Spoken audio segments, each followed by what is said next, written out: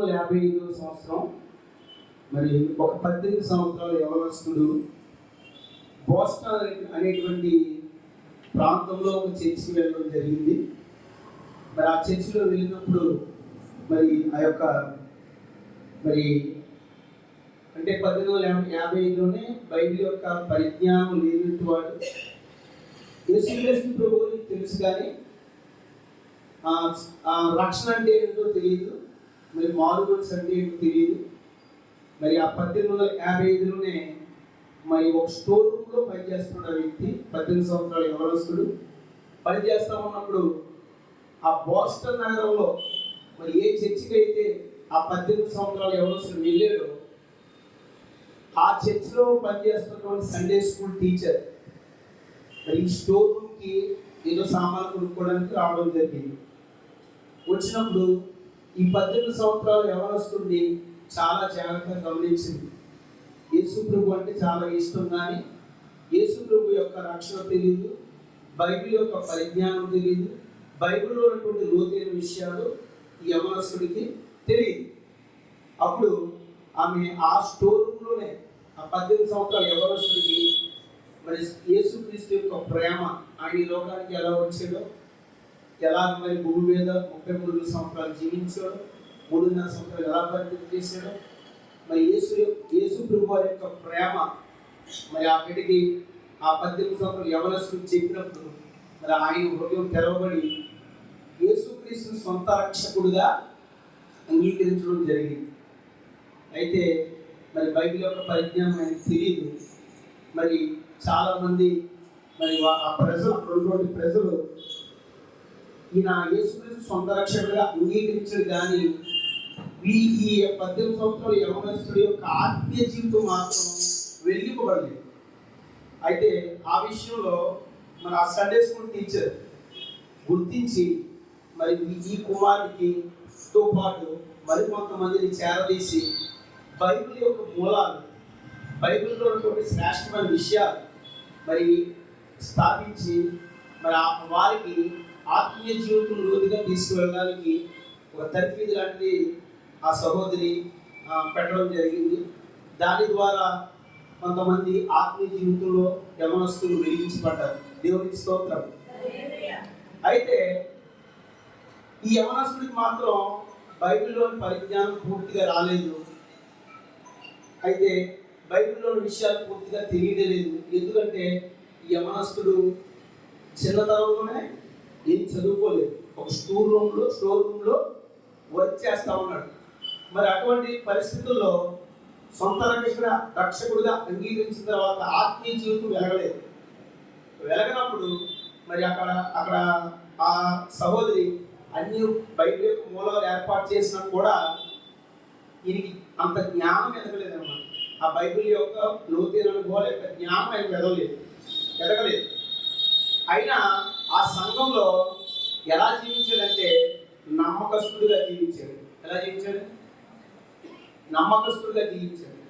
అంటే నేను ఇక్కడ యవనస్తులకు ఒక విషయం చెప్పాలనుకుంటున్నాను. ఏంటంటే దేవుని పరిచర్య నమ్మకంగా చేయడానికి ముందర ఏం పొందాలి? మారు మనసు పొందాలి. మారు మనసు లేకుండా దేవుని పని చేయకూడదు. మరి మీరు ఎందుకు దేవుని పని మాకు అప్పగించారు మీరు అనొచ్చు, కానీ కొన్ని సందర్భాలను బట్టి ఆత్మలు పాడైపోకూడదని మరి కొన్ని పనులు చెప్తాం. ఆత్మలు ఏంటి?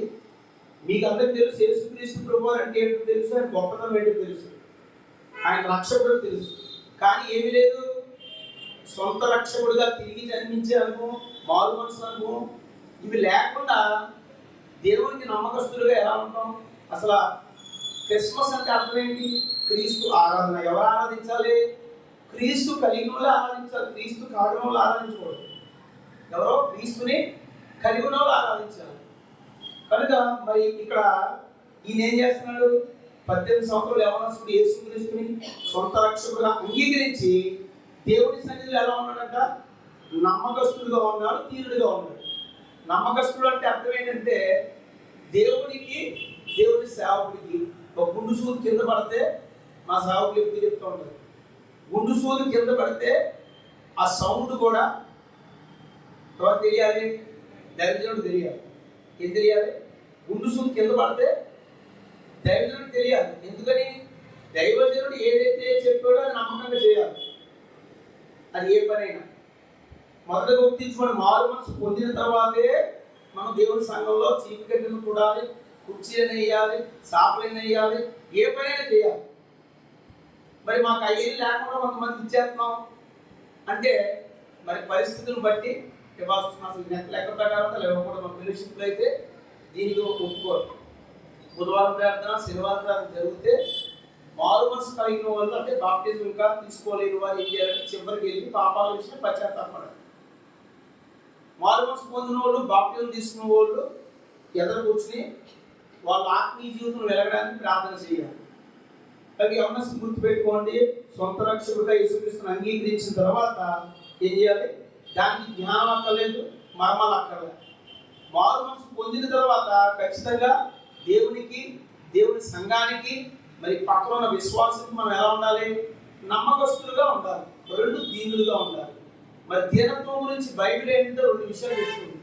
ఎవరైతే దీనుడై ఆయన వాక్యానికి మరి వణుకుతారో వారు దీనత్వం అన్నారు. రెండవదిగా మత్తయి సువార్తలో మరి కొండ మీద ప్రసంగంలో ఆత్మ విషయమై దీనులైన వారు ధన్యులు. అంటే ఆత్మ విషయంలో దారిద్ర్యత ఎవరికైతే ఉందో మరి దాని కొరకే దీనులు అన్నాడు. ఎవరైతే ఆయన మాట విని, ఆయన వాక్యం విని ఎవరు దీనులై ఆయన మాటకి వణుకుతారో వారిని దృష్టిస్తాడట దేవుడు అనే దీనత్వం గురించి ఉంది. ఇక్కడ జ్ఞానం లేదు యవనస్తుడికి, సొంత రక్షకుడిగా అంగీకరించాడు. సంఘంలో ఎలా ఉన్నాడు? నమ్మకస్తుడుగా ఉన్నాడు. రెండవదిగా దీనుడిగా ఉన్నాడు. అప్పుడు చర్చ్, సంఘ సేవకులు, సంఘ పెద్దలు ఆ వ్యక్తిని 18 సంవత్సరాలు యవనస్తుడిని చర్చ్ మెంబర్గా అంగీకరించాడు. అది ఏ చర్చ్ అయినా సరే చర్చ్ మెంబర్గా అంగీకరించబడాలంటే ఏం జరగాలి? ఇప్పుడు మారు మనసు పొందాలి, సంఘంలో నమ్మకస్తులుగా ఉండాలి, రెండవదిగా దీనుడే దీనత్వంతో కలిగి మరి ఉండాలి. అప్పుడు చర్చ్ మెంబర్స్ ఇక్కడ ఏం చేశారంటే చర్చిలో సంఘ పెద్దలు కానీ సేవకులు కానీ ఆ వ్యక్తిని ఆ 18 సంవత్సరాలు యవనస్తుడిని మరి ఇక్కడ చర్చ్ మెంబర్గా అంగీకరించడం జరుగుతుంది. అయితే కొంతమంది ప్రజలు ఏమన్నారంటే ఇతను ఈ యవనస్తుడు జ్ఞానం లేనివాడు కనుక, మర్మాలు తెలియదు, బైబిల్లో శ్రేష్టమైన విషయాలు తెలియదు కనుక ఇతడు దేనికి పనికిరాడని కొంతమంది ప్రజలు ఆయన్ని వెలేశారు. కానీ ఆ ప్రజల యొక్క ముద్ర వేరు, దేవుడి యొక్క ముద్ర వేరు. మరి దేవుడు ఆయన వాడుకుని రెండు ఖండాలను పంపించి కొన్ని లక్షల ఆత్మలను దేవుడు ఆయన ద్వారా రక్షించేది దేవుడు. ఆయనే డిఎల్ మూడి. దేవుడు నామానికి మేము కలుగుగా. దేవునికి స్తోత్రం. ఎవరైనా డిఎల్ మూడి 18 సంవత్సరాలు యవనస్తుడు. మరి చెప్పుల షాపులో పనిచేసేవాడు. తన తల్లిదండ్రులకి విధేయుగా జీవించాడు. మరి డబ్బు సంపాదనలో తల్లిదండ్రులు చాలా వెనకున్నప్పుడు ఆ డిఎల్ మూడి గారు మరి ఆ తల్లి గారు తెచ్చినటువంటి అతికి తెచ్చిన ఆవుల్ని, గేదెల్ని మేపి దాని నుండి వచ్చే ధనము, డబ్బు తల్లిదండ్రులకి ఇచ్చి కుటుంబ పోషణకు మరి సహాయం చేసేవాడు. 8 సంవత్సరాల వయసు. మనం ఏమైనా పని చేస్తున్నప్పుడు మరి మన యొక్క డబ్బులు కుటుంబానికి ఇస్తున్నావా? యవనస్తులుగా మనం ఒక పని చేస్తున్నాం అనుకోండి, లేకపోతే మనం చదువుతున్నాం, మన కుటుంబీకులకి ఫోన్ చేసి అది కావాలి, ఇది కావాలి, సెల్ ఫోన్ కావాలి, అది కావాలి, ఆ డబ్బులు పుస్తకాలు ఇది కావాలి, వాళ్ళు లేవు తినకూడదు. ఈ యవనస్తుడు 18 సంవత్సరాల వయసులో యవనస్తుడు 1855 సంవత్సరంలో ఆయన ఏం చేశాడు? చొప్పులు కొట్టుకుంటూ ఉన్నప్పుడు డబ్బులు సరిపోక ఆయన ఏం చేశాడంటే ఈ యొక్క ఆవులు మేపి దాని నుంచి వచ్చే డబ్బు ఏం చేశాడంటే మరి తల్లిదండ్రులకి ఇవ్వడానికి చూస్తూ ఉన్నాం. మరి ఆయన యొక్క తండ్రి పేరు ఎడ్విన్ మూడి, ఆయన తల్లి పేరు బెట్స్ ఆయన తల్లి పేరు. ఎంతో కష్టపడి బిడ్డలను పెంచడం జరిగింది. మరి ఈ యొక్క కుమారుడు కూడా మరి 17 సంవత్సరాల వయసులోనే మరి బోస్టన్ ప్రాంతానికి వెళ్ళి 18 సంవత్సరంలో మరి తల్లిదండ్రులకి సహకారిగా ఉన్నాడు. మరి సండే స్కూల్ టీచర్ పేరు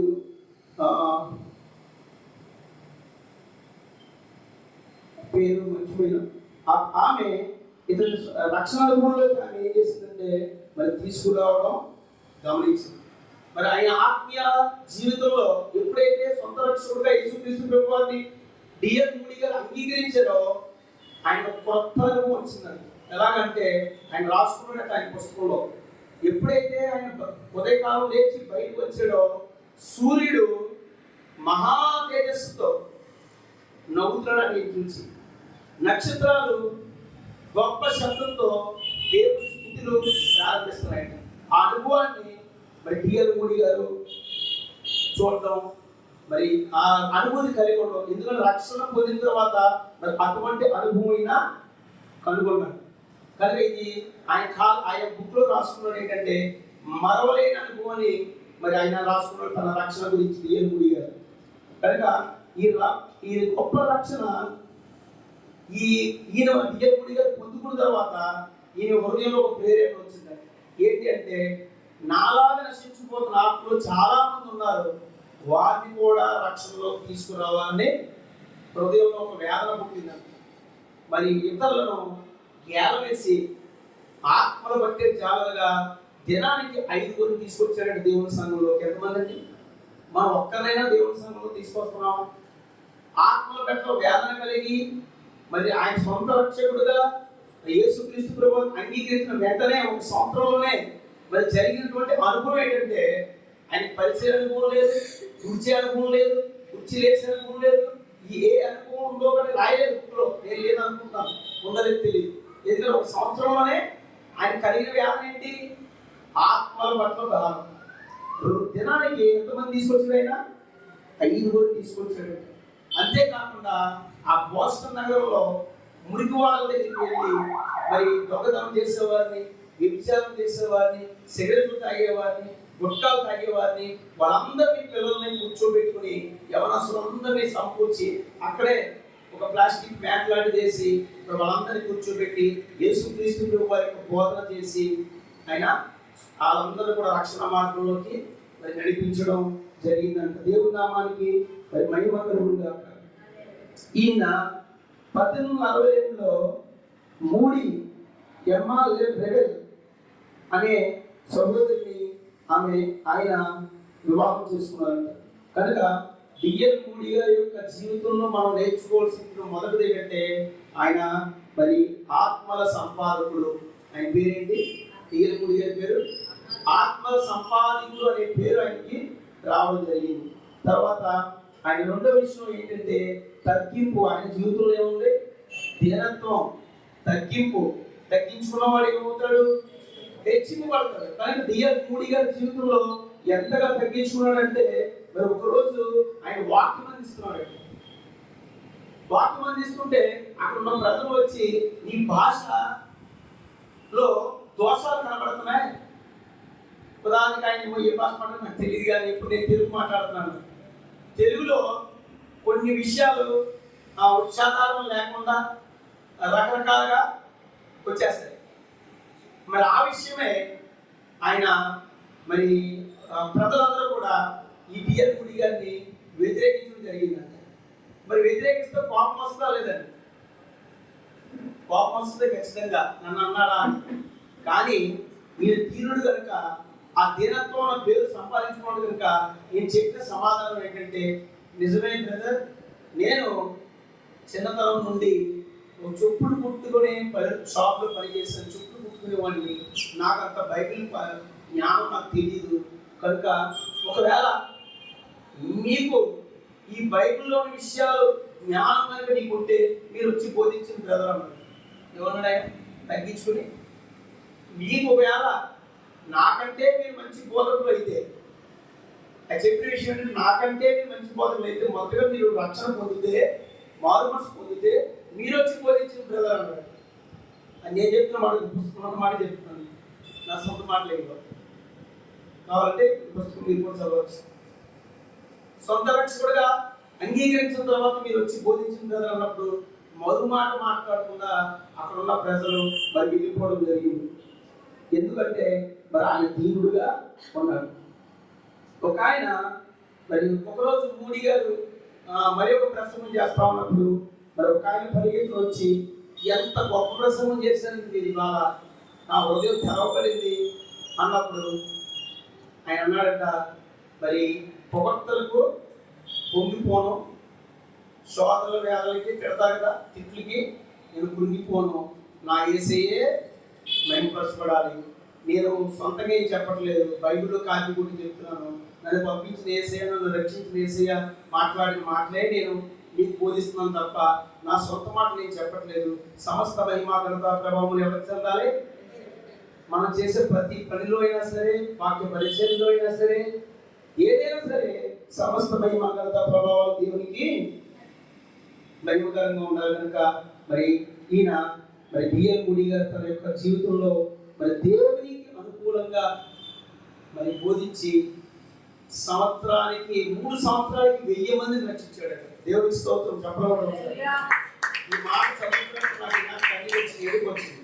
3 సంవత్సరాలకి ఎంతమంది? ఇంచుమించుగా లెక్కేస్తున్నాను. రోజుకు ఒకరు. 3 సంవత్సరాలు అంటే 365 రోజులు ఇంటూ 3 1100 రోజులు అంటే 1000 మంది. అంటే ఇంచుమించుగా రోజుకు ఒక ఆత్మను రక్షించుకోవడానికి భోజనం చేయలేదేమో, రోజుకు ఒక ఆత్మను రక్షించుకోవడానికి మంచిని తాగలేదేమో. మరి డిఎల్ మూడీ గారు ఈయన రక్షించాడు. 3 సంవత్సరాలకి 1000 మంది రక్షించారంట. మరి ఆయన జీవితంలో దాదాపు లేదంటే 1,00,000 చిల్లర ఆత్మను రక్షించాడు.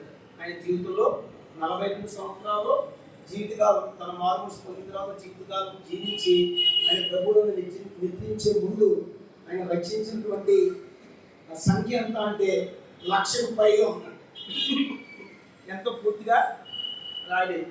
ఆయన సేవ 44 సంవత్సరాలు ప్రభు సేవ చేసి మరి ఆయన ప్రభువులను ఆయన నిద్రించారు. ఎప్పుడు అంటే 1898 డిసెంబర్ 22న ప్రభు సన్నిధికి ఆయన చేరడం జరిగింది. మరి ఆయన అన్నాడంట, బ్రతుకుటే తెలిస్తే చావైతే నాకు లాభం అనే మాట పౌలు గారి మాట మరి ఈ యొక్క డిఎల్ మూడీ గారు కూడా ప్రస్తావన చేశారు. ఆయన ఒక మాట అన్నాడు, ఏంటంటే చివరిగా నేను చనిపోయిన అనుకుంటున్నారు కానీ నేను చనిపోలేదు, పరలోకంలో శాశ్వతమైన దేవుని యొద్ద నేను శాశ్వతంగా ఉన్నానని సాక్ష్యం ఇచ్చి మరి ఆయన 1898 డిసెంబర్ 22న ప్రభువునందు ఆయన మరణించడం, ప్రభువునందు నిద్రించడం జరిగింది. కనుక మరి యేసు ప్రభు బిడ్డలైన మనము మరి ఎంత నమ్మకంగా దేవునికి సంఘానికి విశ్వాసంగా ఉంటున్నాం, సొంత రక్షకుడిగా దేవుని అంగీకరించామా, మరి ఆ యొక్క దీనత్వం కలిగి మనం జీవించామా, ఆత్మల పట్ల భారం మనము కలిగి ఉన్నామా, మరి కనీసం ఒక ఆత్మైన దేవుని సన్నిధికి మనం తీసుకొచ్చేవారికి ఉన్నామా. కానీ ఈ దినాన ఇటువంటి భక్తులు ఇంకా చాలా మంది ఉన్నారు. రాష్ట్రం టైలర్ గారు, జార్జ్ ముల్లర్ గారు, ఇలాంటి భక్తులు తీసుకుంటే మరి చదివితే మనం ఉద్యమం పడతాం.